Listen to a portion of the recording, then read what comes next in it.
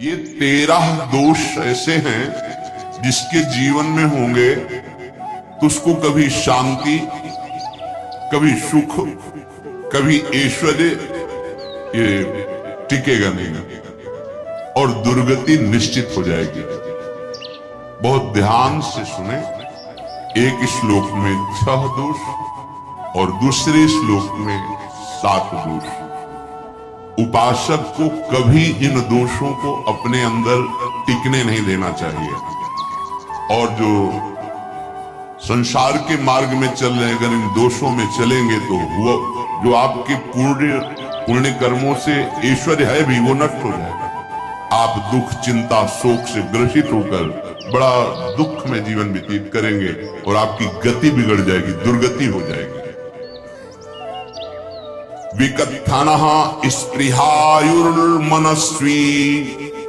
बिभ्रत् कोपम चपलो अरक्षणश्च एतान् पापाः षण्णराः पाप धर्मान् प्रकुर्वतेनोऽत्र सन्तः सुदुर्गे संभोग संवित् विषमोति मानी दत्तानुतापी कृपणो बलीयान् वर्ग प्रशंसी वनितास्तुदेष्टा एते परे सप्तनशं सवर्गाः। जो अपने मुख से अपनी बड़ाई प्रशंसा करता है, ये 13 लिख लो दिमाग में, डायरी में, क्योंकि ये नोट हो रहा है, आवाज डाली जाएगी, आप बार बार सुन, इनसे बचिए। अपनी बड़ाई, अपनी प्रशंसा कभी अपने मुख से नहीं करना, नहीं तो आपके पुण्य नष्ट हो जाएंगे, बुद्धि भ्रष्ट माने गिर जाएगी। अगर परमार्थ में चल रहे तो भी, और व्यवहार में तो पुण्य नष्ट हो ही जाएंगे। बुद्धि गिरी हुई तभी ऐसी बात होती है।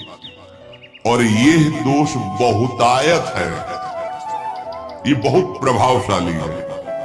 अपनी बड़ाई मारना, इसको देख लो, पकड़ो, सत्संग है। अपने मुख से कभी अपनी बड़ाई ना करना। अगर कोई अपने मुख से अपनी बड़ाई करता है उसके सुकृत नष्ट हो जाते हैं, बुद्धि भ्रष्ट माने गिर जाती, पतित हो जाती है, फिर निर्णय ठीक नहीं। अगर हमारा सारथी, हमारा ड्राइवर मूढ़ हो तो कहीं भी हमको गिरा देगा, तो वो बुद्धि भ्रष्ट मतलब गिर जाती है, निर्णय करने लायक नहीं रहती। अपनी प्रशंसा अपने मुख से करें। दूसरा, लोलुपता, ये वृत्ति नहीं होनी चाहिए। धर्म से चलेंगे, धर्म के द्वारा जो हमें प्राप्त होगा उसी से हम अपना भरण पोषण करेंगे। आपके बच्चे स्वस्थ होंगे, बुद्धिमान होंगे, परिवार में बहुत सुख और शांति होगी। भले दीपक की तरह जलो, बहुत काल तक रहेगी। लक्ष्मी जी भी आपके घर में बहुत काल, हम ये नहीं कहते कि बहुत नहीं, जितनी है बहुत सुख शांति से चलोगे। अगर लोलुपता करोगे, हिंसा, छल कपट, व्यभिचार, चोरी, ऐसे धन आ जाए, वो आएगा, लेकिन वो हाइलोजन की तरह है, कम प्रकाश और फ्यूज, बिल्कुल अंधकार करके जाएगा। देख लेना, तुम्हारे जो सुख के हेतु है, तुम्हारा शरीर, तुम्हारे बच्चे, तुम्हारी पत्नी, तुम्हारा परिवार, उसको देख के तुम रात दिन जलोगे बिना आग के। ऐसे उनके आचरण होंगे, ऐसे उनके अंग होंगे, ऐसे उनके दिमाग होंगे, ऐसा उनका व्यवहार होगा। ये लोलुपता अगर उपासक में या किसी में है तो उसको नष्ट कर, सावधान। तीसरा, यदि आपका अपमान होता है तो आपको उसे सहन करना होगा, उससे आपके पाप नष्ट हो जाएंगे। जो तनिक सा भी अपमान होने पर बहुत क्रोध करके दूसरे का अपकार करने लगता है, ये आपका पतन करा देगा, ये आपको फंसा देगा, हृदय जलेगा, अर्थव्यवस्था नष्ट होगी, पूरा परिवार दुखी होगा। जरा सा अपमान की संभावना में आप किसी से भी भिड़ गए, किसी से भी, वो ये प्रवृत्ति आपका पतन कर देगी। उपासक में तो अपमान सहना अमृत है, नीचा अपमानम सुधा। पर व्यवहार में भी ज्यादा उत्तेजित मत होइएगा। ये तो कुछ मिनट की बात है। अगर आपने उसे मारा पीटा, रिपोर्ट हुई कानून की, वो फंसते चले जाओगे, अर्थ जाएगा, समय जाएगा, चिंतन जाएगा, बहुत तरह से हानि हो जाएगी। अगर आप सह गए तो आपका सहना उसके लिए आग बन जाएगा। उमा क्षमा साप होते भारी। तुम्हें दंड देने की जरूरत नहीं, उसका एक कर्म ही उसे दंड दे देगा। आप शांत हो जाइए। आप सत्संगी हैं, आप शांत रहिए। चौथा, निरंतर क्रोध और उसका चिंतन। बैठे बैठे बस द्वेषियों का चिंतन ही हो रहा है, अंदर क्रोध का चिंतन और द्वेषियों का चिंतन ही हो रहा है। द्वेष भरी बातें, द्वेष भरी क्रियाएं, उन्हीं का चिंतन करके जलते रहना क्रोध से। उपासक को तो क्रोध करना ही नहीं चाहिए, बहुत शांत। ठीक है, अभ्यास में कभी क्रोध हो सकता है, उसको फिर समन करो, अंदर से प्रायश्चित जैसा कि अब गलती हुई, आगे नहीं करेंगे। और व्यवहार में भी क्रोध को आप पीना सीखें। अगर बार बार आपका क्रोध प्रकट होता ही रहेगा, आपका स्वभाव बिगड़ जाएगा, आपके पुण्य नष्ट हो जाएंगे और आपका जीवन नष्ट हो जाएगा। देने वाला उतना दे देगा, आपको आनंदित रहो। पैसा खर्चा, सब पूरे जीवन का विध्वंस मचा दिया क्रोध ने। कहीं भी आप देखो, किसी से क्रोध करके देखो, फिर देखो तुम्हारा भजन चल रहा है, तुम्हारी वो आनंद वृत्ति है, नहीं जलोगे और वो जलन और गुस्सा दिलाएगी और वो बैठे बैठे जलोगे। नहीं, ये क्रोध जो है, ये चाहे व्यवहार में हो चाहे परमार्थ में, दोनों की हानि करने वाला है। और आश्रित जनों की रक्षा न करना।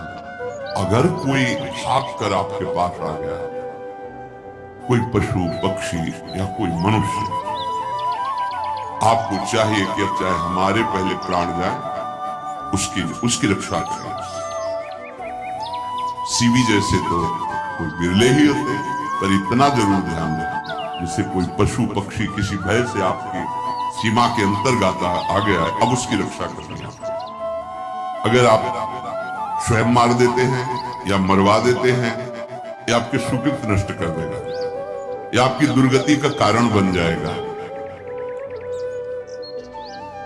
और जो पाप कर्म उत्साहित होकर करते हैं, उपासक को तो बहुत सावधान रहना चाहिए, पर व्यवहार में भी जो नहीं करना चाहिए, अगर वो पाप कर्म आपके द्वारा मन में प्रेरित हो रहे हैं, संकल्प बन रहा है, क्रियाएं हो रही है, दुर्गति पक्की, पुण्य नष्ट हो जाएंगे, दुख अशांति बढ़ती चली जाएगी, कभी शांति नहीं प्राप्त कर पाएंगे। ऐसा नहीं कि जो मन में आवे सो करे। पापाचरण निडर और उत्साहित होकर करना, अगर ऐसे लक्षण है, निश्चित दुर्गति होती है। ये 6। अपनी बहुत बड़ाई करने वाला अपने मुख से, लोलुपता, तनिक से अपमान में सहन ना करने वाला, निरंतर क्रोधी और आश्रित जनों की रक्षा न करने वाला, और निडर हर्षित होकर पाप कर्म करने वाला। दूसरे श्लोक में 7 है, 6 7। 1, संभोग का ही चिंतन करना, संभोग में ही मन लगाना, संभोग दूसरी स्त्रियों के साथ करने की भावना रखना। संभोग, पहला है संभोग। रात दिन बैठे बैठे बस यही चिंतन करना, गंदी बातों का, गंदी बातें देखना, गंदी बातें सुनना, गंदी बातों का चिंतन करना। फिर अन्य माताओं बहनों के प्रति काम दृष्टि से देखना, कोई आ जा रही है, दृष्टि से काम भाव से देखना, भोग बुद्धि से देखना, निश्चित पुण्यनाश, दुर्गति। बड़े बड़े उदाहरण इतिहास में हैं जिन्होंने ऐसा दृश्य नेत्रों से देखने की चेष्टा की, मन में संकल्प किया भोगने का, नष्ट हो गए, चाहे वो कितने बड़े प्रतापी हो। ये दुर्योधन कोई साधारण थोड़ी है, भगवान व्यासदेव जी के द्वारा ही तो, भगवान व्यासदेव जी ही इसकी उत्पत्ति का कारण है। अब देखो, इतने महान पुलस्त जी उत्पत्ति का कारण है रावण की। बस यही ऐसे दोष हैं जिनके कारण जीव नष्ट हो जाता है। ठीक है, धर्मयुक्त काम भगवान ने आदेश किया, आपका पाणी ग्रंथ संस्कार हो गया है, संतान उत्पत्ति की भावना से कुछ पवित्र तिथियों का त्याग करते हुए चर्चा में हुई है। एक नियम है, एक आदेश है शास्त्र का।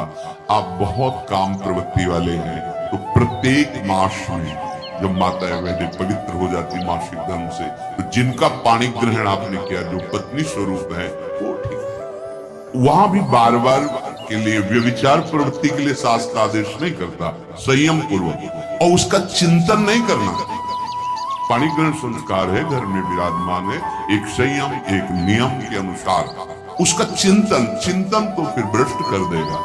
चिंतन प्रभु का करना है, चिंतन प्रभु की सेवा जो आपके कर्तव्य, इसके चिंतन से बचो।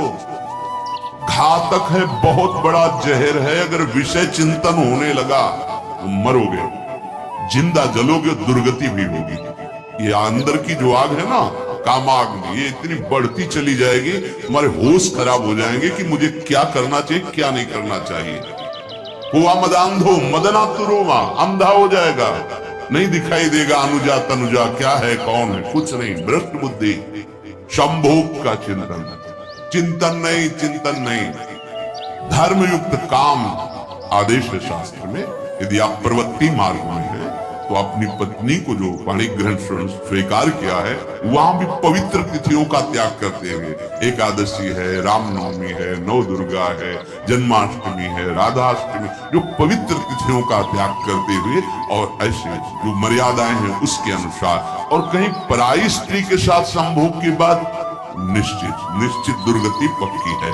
ऐसी माताओं के लिए, स्त्री शरीर के लिए, यदि वो ऐसी गलत चेष्टा, तो पतिवंचक परपति रति करई, रो नरक कल्प सत्तर। ये भोग चिंतन से बचने की चेष्टा कीजिए तो क्रिया से अपने आप बच जाएंगे।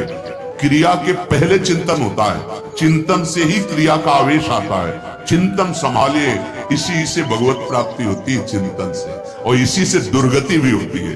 अनन्यस चिंतयन्तु माम, भगवान चिंतन करे, मेरा करो, कर्तव्य कर्म मेरे को समर्पित करो। अब जब चिंतन संभोग का होगा तो बुद्धि भ्रष्ट हो जाएगी। ये जो राक्षसी प्रवृत्तियां सुनने को मिलती है ना, कि ऐसा हुआ, वो देखा, सुना और चिंतन किए, अब इतनी राक्षसी वृत्ति आ गई कि बस अब उनमें और राक्षसों में कोई अंतर नहीं रह गया। दूसरा, विषमता रखने वाला, सबके साथ बर्ताव ऐसा कि मैं बहुत श्रेष्ठ हूं और दूसरे सब नहीं है। सब भगवत स्वरूप है। समान व्यवहार, जैसे आपके भोजन है जो आप पर, वही सब बैठने की व्यवस्था, उठने की व्यवस्था, क्रम बाय क्रम, पर उसको भी नीच भाव से मत देखिए। उस कोटि का उसको प्यार दीजिए, दुलार दीजिए, सम्मान दीजिए। इतनी विषमता न फैलाते रहे अपने जीवन में कि आप सबके निंदा के पात्र बन जाए। विषमता, सबको प्यार, हाँ ठीक है, पुत्र का अलग प्यार है, भाई का अलग प्यार है, पिता का अलग प्यार है, पर हमारा व्यवहार प्रीति युक्त होना चाहिए, विषमता भरा नहीं होना चाहिए। अगर हमारे चित्त में विषमता ही रही तो संसार है, प्रभु नहीं है। जीत विषम संसार कीर्ति जग विस्तर है। जो विषमता पर विजय प्राप्त कर लेता है वही भगवत प्राप्ति का अधिकारी। ये विषमता बहुत बड़ी हानि है। तीसरी बात, अत्यंत मानी होना। जहां आपके प्राण कमजोर होंगे, पुण्य नष्ट होगा, आयुश्री सब नष्ट होना है, ऐसे आचरण करवाएगा गुरुजनों के साथ, महापुरुषों के साथ। ये बहुत नीच प्रवृत्ति है। अत्यंत मान प्रियता, मुझे सम्मान मिले, उत्तम प्रवृत्ति है। सबको मान देना, स्वयं अमानी रहना। चौथा, दान देने की बात कह के मुकर जाना या दान देकर पश्चाताप करना। दे दिया है, बहुत जल रहे हो, दूसरे से वार्ता कर रहे हो कि पता नहीं क्या बुद्धि में हो गया, हमने उसको कहा था, उतना दे दिया, क्यों दे दिया, ऐसा ऐसा, मतलब अंदर चिंतन करना, क्यों दे तो दिया। इसके बाद जो आपका जलन हो रही, पश्चाताप, सुकृत नष्ट हो रहे हैं। दान देकर पश्चाताप करना या दान देने की बात कह के मुकर जाना।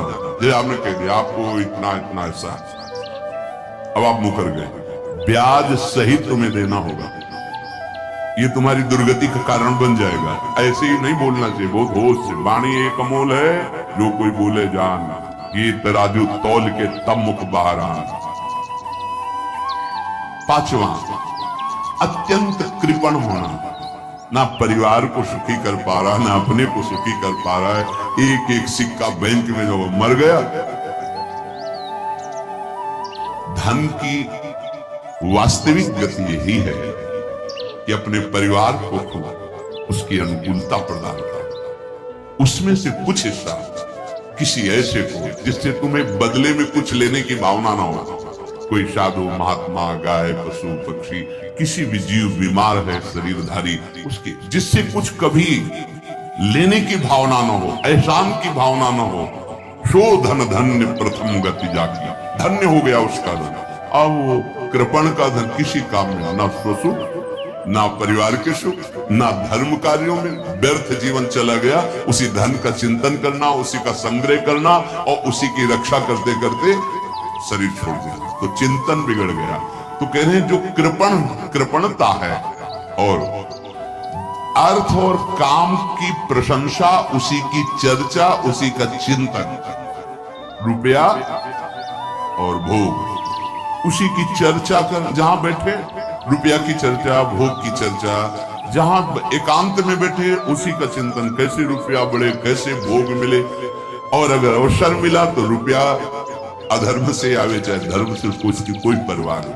भोग चाहे धर्म से हो चाहे अधर्म से, जिसका अर्थ और काम भोग ही चिंतन है, वो धर्म, जिसका धर्म चिंतन का विषय है, तो अर्थ और काम भी ऐसा होगा जो मोक्ष प्रदान करने वाला हो। धर्म, अर्थ, काम, मोक्ष। और जो बालक, स्त्री, पागल, असहाय, जो इनकी रक्षा न करके इनकी हानि करता है, दुर्गति निश्चित है।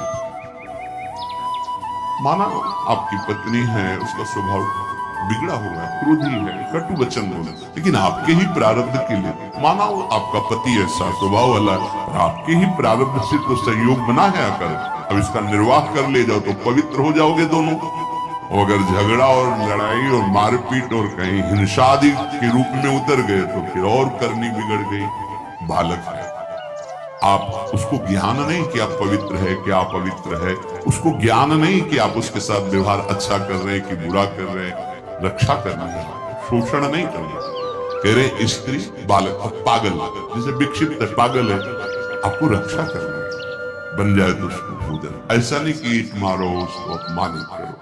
उसकी बुद्धि खराब है, प्रारब्ध खराब हो गई है, तो शास्त्र आज्ञा करता है स्त्री, बालक, जैसे पागल, विक्षिप्त आदि है, असहाय है, असमर्थ है, बूढ़ा है, वो आप सेवा भी करो तो गाली दे सकते हैं, उनकी बुद्धि बिगड़ गई, आपको उनको दंड नहीं देना, मारना नहीं है आपको। मान लो आपके बड़े बूढ़े बुजुर्ग जन हैं, आप सेवा भी कर रहे तो आपको कटु वचन बोल सकते हैं, आपकी निंदा कर सकते हैं, लेकिन आपको उनके साथ व्यवहार सद करना है। अगर आपने इन दोषों को स्वीकार किया तो निश्चित आपकी दुर्गति होगी, न इस लोक में आपको शांति मिलेगी, न परलोक में। इसलिए इन दोषों को बार बार सुन करके और हृदय में जांचो कि कहीं है तो नहीं, अगर है तो सत्संग, भजन बल, भगवत प्रार्थना के बल से इन दोषों का त्याग कर दो, जीवन मंगलमय हो जाएगा। शेष चर्चा आगे।